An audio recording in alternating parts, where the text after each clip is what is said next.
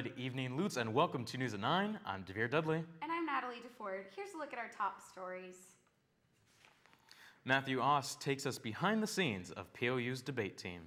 And Samantha Lund gives us a look at PLU's retiree brunch. And on the agenda, Jenny sits down with Asia Wolf to talk about her group, Bad Girls. All that and more next on News at 9.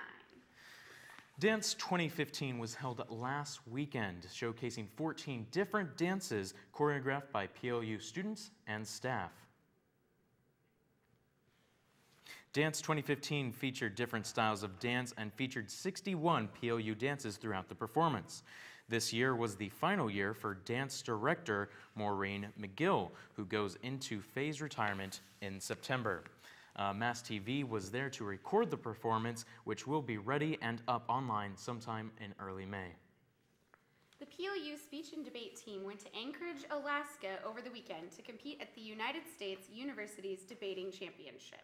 Sophomore Matt Ost took a video of what a typical debate tournament is like in a previous tournament in Salem, Oregon earlier this year. Let's take a look. The PLU forensics team travels all around the country to compete in British parliamentary debate tournaments. Team members debate the hot topics of the day. But the real story of PLU debate isn't ISIS or vaccines, it's the food. Head coach and resident foodie Justin Eckstein simply doesn't do fast food. A recent trip to Willamette University found the team at Venti's Cafe. The folks at Venti's served up some delicious fare, while PLU's Austin Ballard provided the night's entertainment.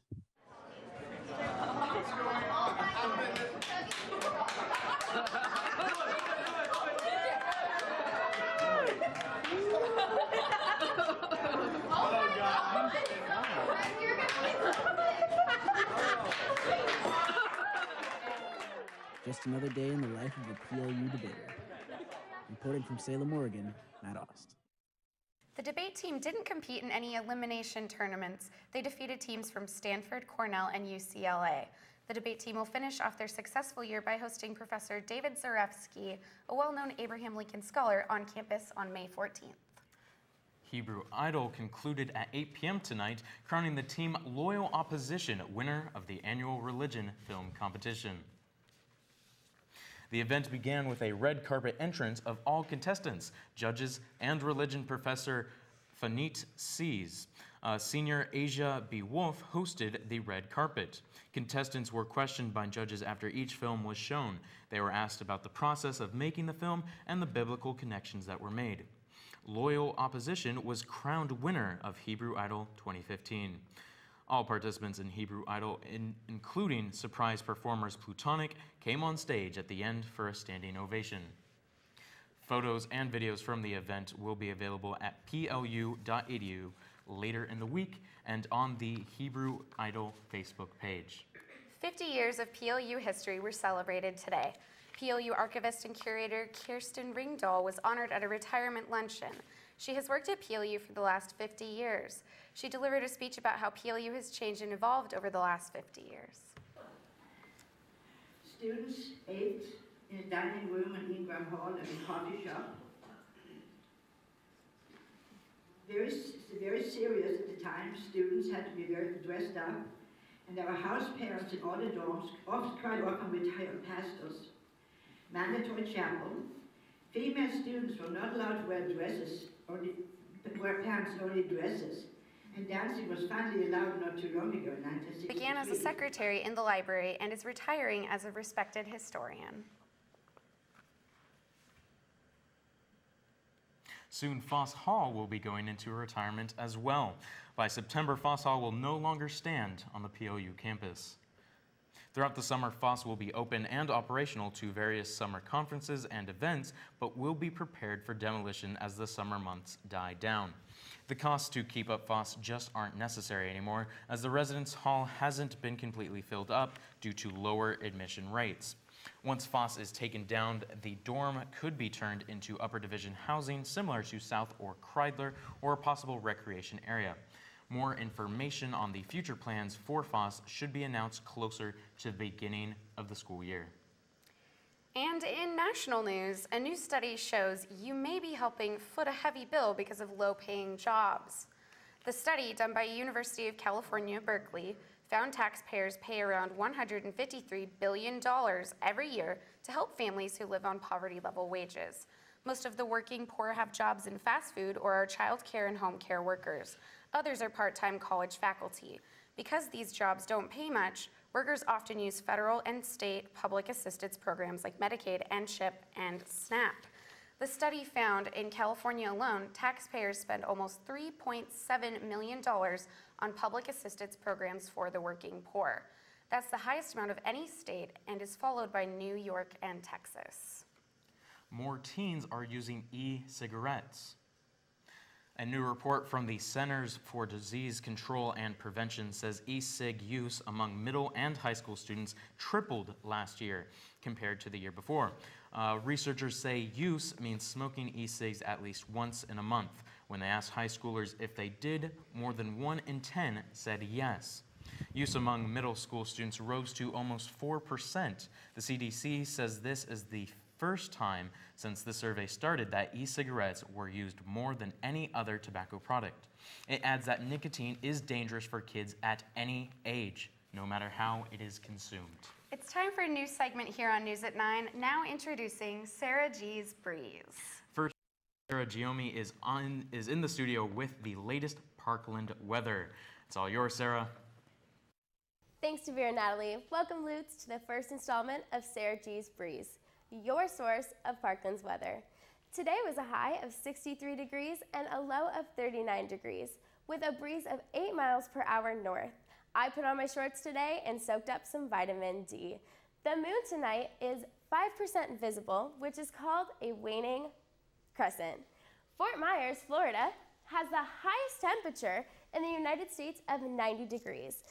On the other side of the spectrum is Grand Canyon in Arizona with the highest of 11 degrees. Chilly. The sun is available this week from 6:17 a.m. to 7:57 p.m. So take advantage of those hours, Lutz, and get as much sun as you can. Let's take a look at the rest of the week. Lutz, bring out your smiles and sunglasses because the sun is out. Warm up and ready to go. Tomorrow's high is 68 degrees with a low of 42 degrees. Sunday, Monday, and Tuesday should be exceptionally gorgeous with highs in the low to mid-70s. The sunshine might suffer some midweek with partial clouds expected in the morning, Tuesday, and Wednesday. There will be slight winds all week that should be a nice complement to warm temperatures and bright sunshine. That's Sarah G's Breeze. Thank you. Back to you, to Vera and Natalie. Thanks, Sarah. Stay tuned. We'll be right back after this commercial break. Next is Jenny Boots with On the Agenda. It's on us to stop sexual assault. To get in the way before it happens. To get a friend home safe. And to not blame the victim. It's on us. To look out for each other. To not look the other way. It's on us to stand up. To step in. To take responsibility. It's on us, all of us. To stop sexual assault. Learn how and take the pledge at itsonus.org.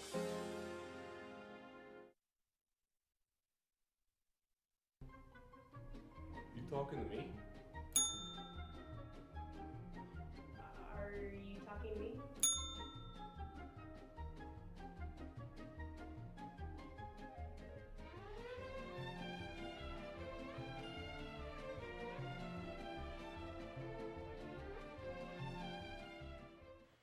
Hello and welcome to On the Agenda. I'm Jenny Boots. Tonight we have a very special guest with us, so we're just gonna roll right in.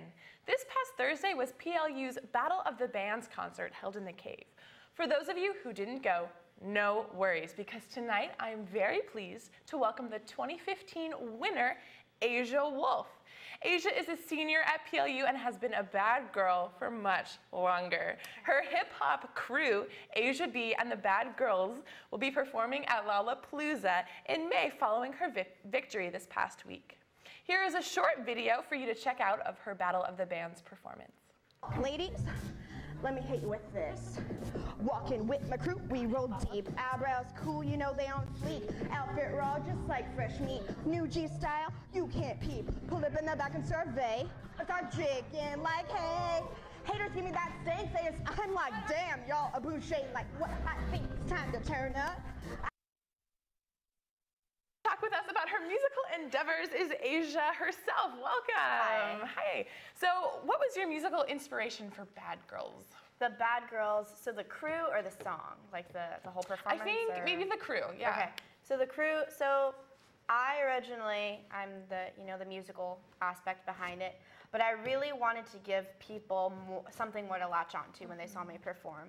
So I decided to ask some of my girlfriends, who I count as really true friends, who I've made throughout the years, if they would be interested in helping me perform. So I got my friend Amanda Seeley, Amelia Heath, Mattia Davidson, and Danae Magaha, and we're all just kind of spread out amongst majors, and I was like, you guys really embody kind of the vibe that I'm trying to go for, and they were ready and willing, and I was so blessed that they were able to commit time and rehearse and actually be willing to do something like that. So the inspiration behind it in a nutshell was just, I wanted my friends to be on stage with me, and I wanted to give people an opportunity to do something really fun and just not care what anyone thought about it, and just get out there and show the world what they could do. Yeah, awesome. So I guess, like, what's the idea behind being a bad girl? So to me, if you're familiar with, do you know the rap artist MIA?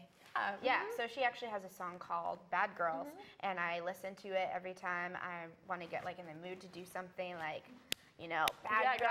Okay. Because she is empowering and she's an individual, and to me, Bad Girls just connotates a girl who is not going to live by the standards set forth by the patriarchy. I mean, I get really, PLU social justice over here, but I mean, it's one wild, precious life, So a bad girl to me is just a girl who's going to do her. She's going to be an independent woman. She's going to be an individual, and she's going to pretty much do whatever she wants to do. I'm all for it. Awesome.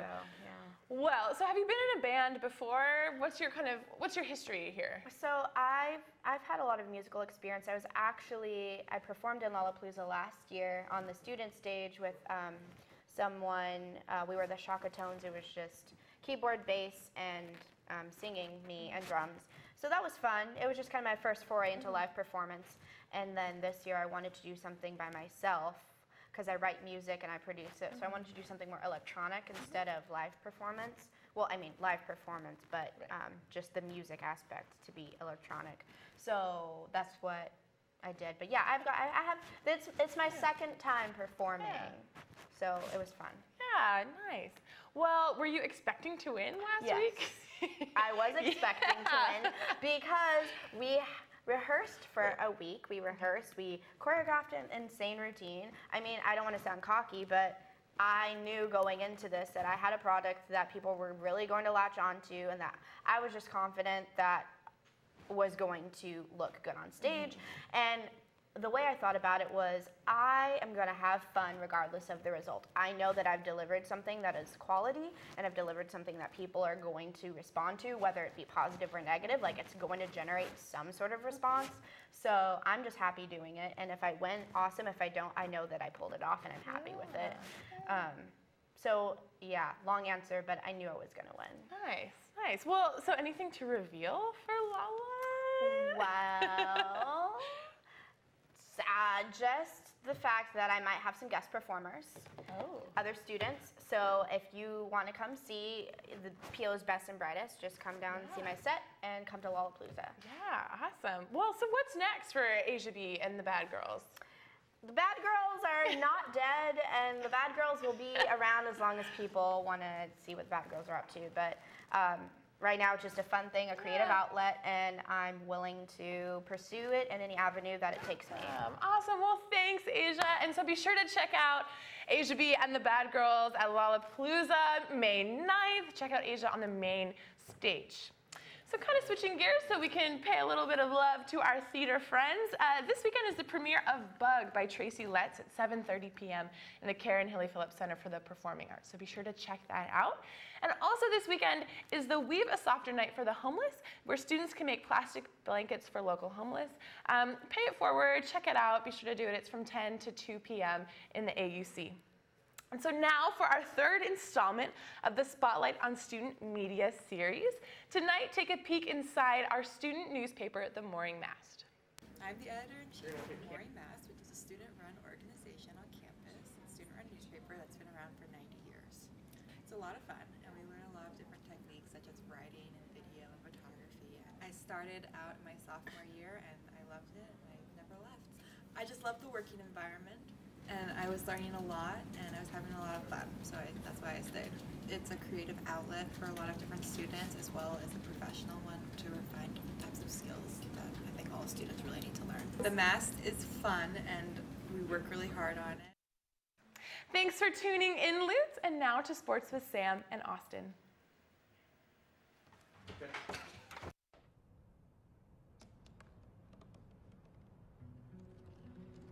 They said I couldn't dream. Called me a piece of trash and swore that's all I'd ever be.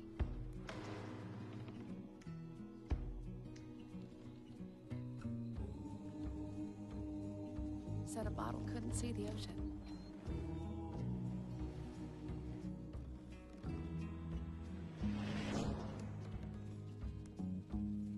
Give up. Go back to the dumpster.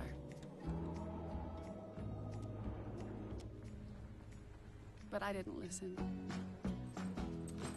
I made my way.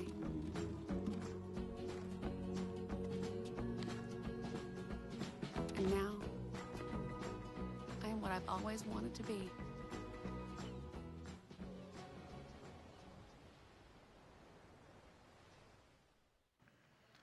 Hi, Lutz, and welcome back. I'm Austin Hilliker. And I'm Sam Lund.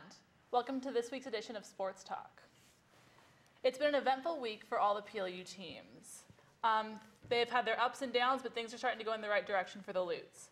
Our baseball teams played 4 games since our last show, going 3-1.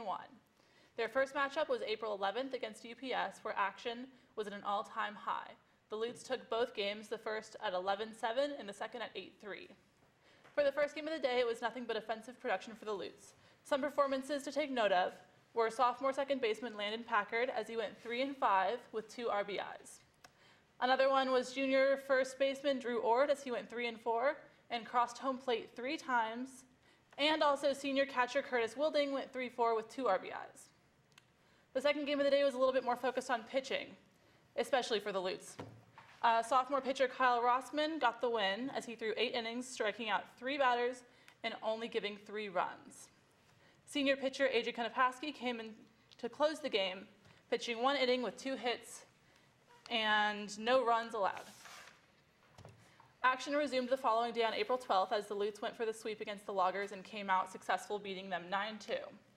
Again, like the day before, pitching was at an all-time high. This game, junior pitcher Ty Donahue threw 4.1 innings, allowing just 2 runs with 2 strikeouts. Junior pitcher Corey Nelson came in as relief pitcher, going for 3.2 innings. He striked out 2 batters, and then senior pitcher AJ Konopasky saved the day as he pitched 1 inning, bringing home the win for the Lutes. The 4th and final game of the week took place against Concordia, and the Lutes lost 8-7. Despite the loss, the Lutes hit well. Junior center fielder Tanner Bogart went 2-3 on the day with 3 RBIs. Sophomore Frank Airy batted 1,000, and he tallied up 2 hits on the day. The Lutes' next game is home against Lewis and Clark for a doubleheader at 12 and then again at 3 p.m. Moving on to softball, the Lutes split the week, going 2-2 against Pacific and George Fox University. On April 11th, the Lutes grabbed the first win against the Boxers, beating them in a nail-biter 1-0. Both teams really struggled hitting the ball. Instead, the game was dominated by pitching on both sides. Senior pitcher Leah Butters threw all 7 innings throughout the game, allowing only 3 hits. She also dealt some damage in the strike zone, taking out 3 batters as they tried to swing for the fences. Game 2 was a little different as the Lutes dropped a game to the Boxers, falling 13-9 in extra innings. On a positive note, sophomore Emily McConnell batted quite well, going 3-for-5 with 2 RBIs. Unfortunately, the theme did not continue as first-year pitcher Marissa Miller gave up 10 hits and 9 runs on the day. Miller now is 8-8 on the season. Game 3 came out to be a good one for the Lutes as they won 9-8 against the Bruins. First-year outfielder Christy Snyder had 4 at-bats but only managed to grab 1 hit. Fortunately enough, that 1 hit brought in 3 RBIs, carrying the Lutes to victory. Again, first-year pitcher Marissa Miller pitched 6 innings, giving up only 1 run and 4 solid strikeouts. Game 4 for the Lutes wrapped up the weekend as they fell to the Bruins in dramatic fashion, 14-3. Nothing went well for the Lutes as hitting was at an all-time low. The team went 4 for 26 with 6 strikeouts, leaving the Lutes without a win. The pitching was rough as well as the Lutes bullpen gave up 19 hits and 14 earned runs. The Lutes wrap up their season this Saturday at home against the UPS Loggers at 12 and 2 p.m. for Senior Day. Our men and women's golf teams both brought in top 5 performances at the Northwest Conference Spring Classic. Starting with the men, first-year Mitch Baldridge led the Lutes with a third-place finish, pulling in a total of 150 strokes, leaving him just 10 over par. The entire course totaled 6,110 yards. In addition to Baldridge, junior Ryan Fenton gave PLU a 9th-ranked finish with 155 strokes. The men's next match is April 25th for the Northwest Conference Championship at Crosswater Golf Course in Sun River, Oregon. The women took a 5th place finish in the Northwest Conference Spring Classic. The team as a whole tallied 662, which is 86 over par, at the 5,825-yard course. Sophomore Desiree Hazelwood was the Lute on top, as she tied for 15th place in the tournament at 163 strokes. The Lady Lutes will get a week off before their next match, just like the men. It's the Northwest Conference Championships over in Sun River, Oregon. Our men's tennis team had 2 matches last week against Linfield and Puget Sound. The Lutes continued their streak, beating them 8-1 and 7-2, finishing their season on a positive note. The first round of matches against the Wildcats was a complete blowout as the Lutes improved to a 4-11 overall record, 4-5 in conference. Sophomore Sam Stater and senior Sam Angel defeated their opponents 9-7 in 1 of 3 doubles matches. Junior Jeremy Marsh and senior Noel Otang Mensah took out the competition in their doubles matches as well. The Lutes' next match will be at Whitman on April 18th, 1 p.m. The women's tennis team split the week as well, falling to Linfield and wiping out UPS. The Lady Lutes were unable to continue their winning streak as they fell to 6-7, 2-7 in the Northwest Conference. Sophomore Emily Bauer and Emily Beamster Bauer also gave the Lutes a win as they came close. Bauer fell 6-2, 7-6, and 7-5 in the 4th singles match, while Beamster Bauer fell 7-6, 6-2, and 6-4 in the 5th singles match. The Lady Lutes wrap up their season at home against Whitman on April 18th, 1 p.m., and Whitworth at April 19th, 10:30 a.m. As we look to our last sport of the week, track and field had an eventful weekend. Both the men and the women competed in the Pacific Luau meet in Forest Grove, Oregon. Our men and women swept the shot put as first-year Shireen Stovall won the competition with a throw of 38 feet, while senior Tevon Stevens-Brown claimed his 6th straight win of the year at 52 feet and 1 inch.